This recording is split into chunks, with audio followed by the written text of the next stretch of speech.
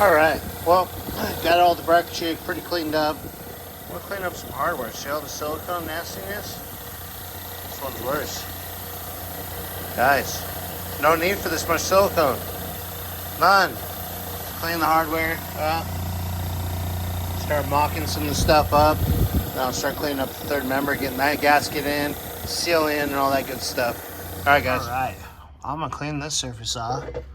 Get all this old gasket off. And get the surface all nice and clean, wiped down. And clean the inside up real quick. I still got the drain pan out, so when I brake clean it, it can just come out to the bucket. And get ready to put the new seal on. We'll get that on the bench so we can check the gears.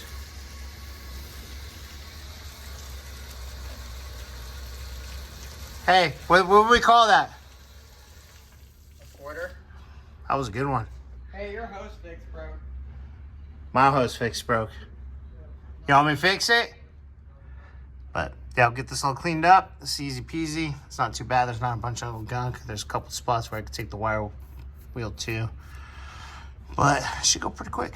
All right, guys. We'll have an update here in a few. Later. Mr. Burns. Yes, sir. What are you doing?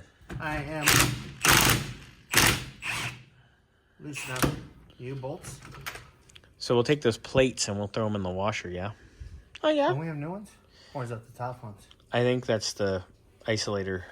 I don't know if we have new Oh, ones. yeah. But we'll put those in. We gotta get shocks out.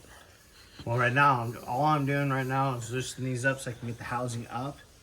And then I'll take the shocks. Yes, sir. And then I'll take the leaf springs out. All right. And we'll knock the heavy shit off that before we put it in the washer, because it'll make it last a little longer. And it'll make our goo last a little longer. Goo. The goo. Why goo? That's outside. All right. I'll check in a minute.